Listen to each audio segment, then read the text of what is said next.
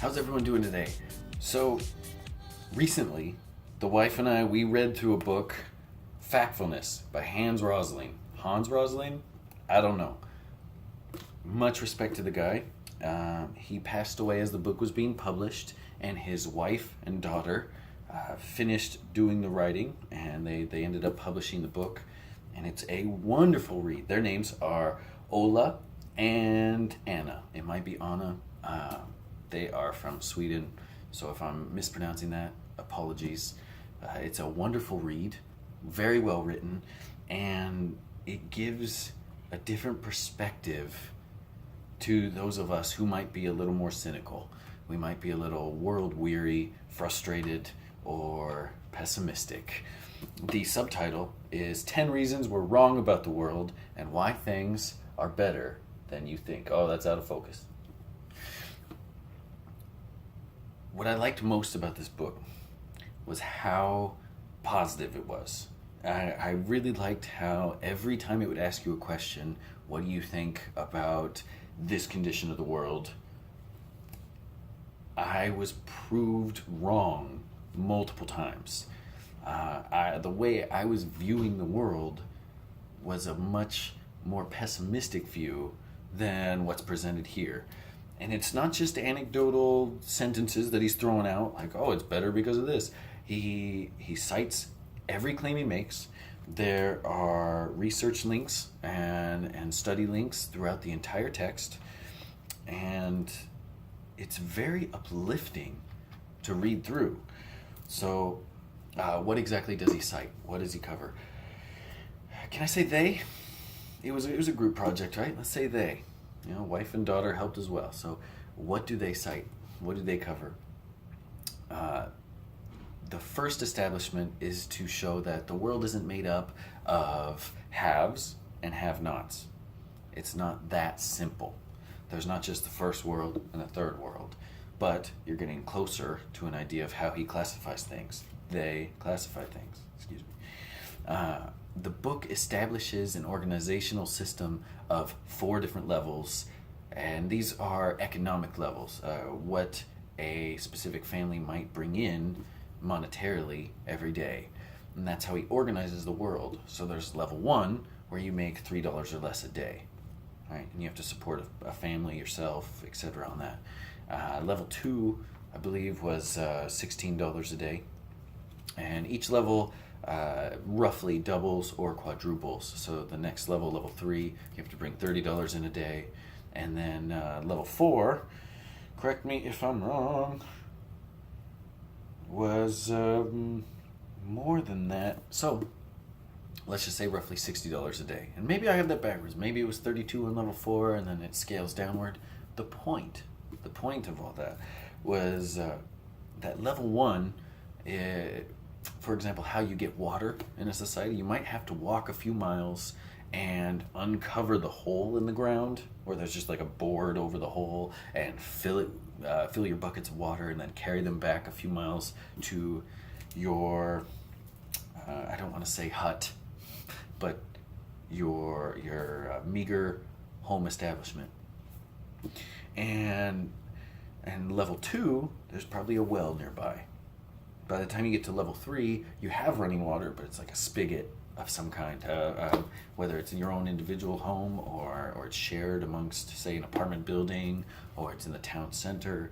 Level 4, what you're probably used to, as he mentions in the book, if you're reading it or you're watching this video, you're probably on level 4. Every home has running water, multiple faucets. So to give you some idea of how that scales, level 1 through 4, it covers everything from footwear to the food you eat, to how many beds are in the home, to your transportation and the mode of. And it was a very enlightening way to look at the world, rather than like, here is a really bad place to live and here is a really awesome place to live. It's more like there's a spectrum in between, and by establishing that, he's able to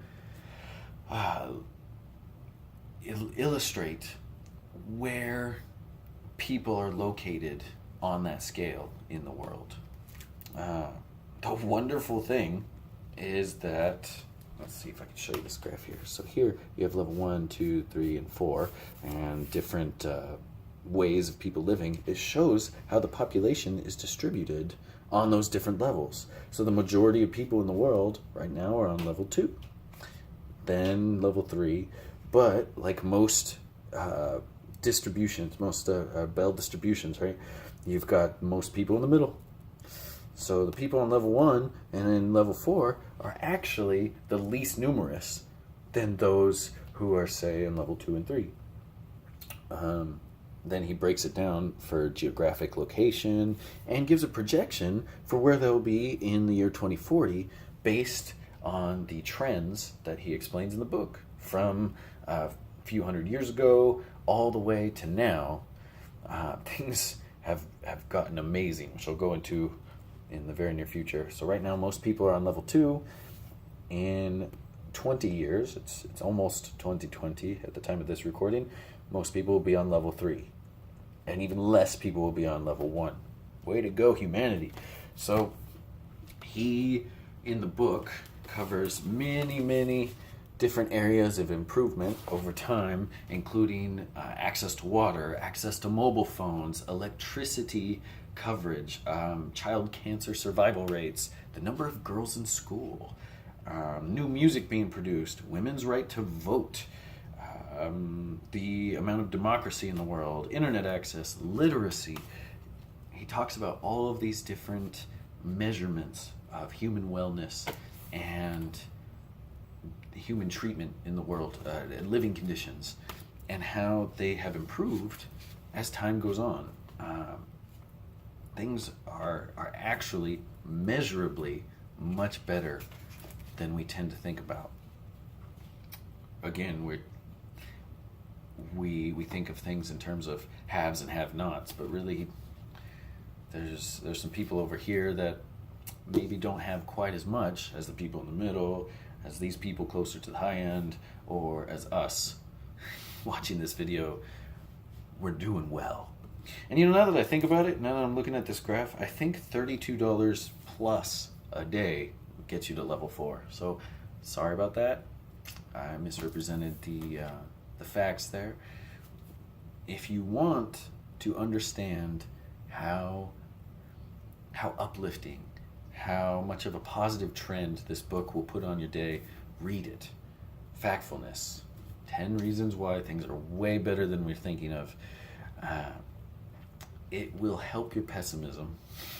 I tend to be pretty cynical, and it was really great to read and see that the world isn't quite as dark as I thought it was.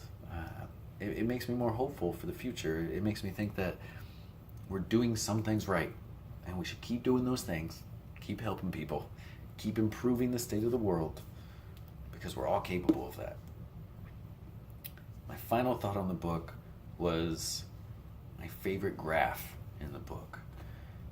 It measured the amount of guitars sold per capita, per X amount of people in the population.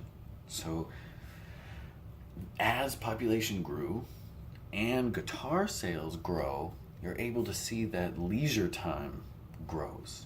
You're able to see that people are celebrating more. Someone who constantly has to struggle for food, water, to not be killed or eaten, they aren't really buying guitars. Not a high sale in a world where you might die at any minute. So seeing this graph of over time, guitar sales going up in specific areas, that's really uplifting. That's a very interesting measurement of wellness in any area, is their leisure spending, their time in celebration, time making music. So thank you to Hans, Ola, and Anna Rosling. Thank you for your wonderful text, this great book, and I highly recommend it. Factfulness. Thank you for watching.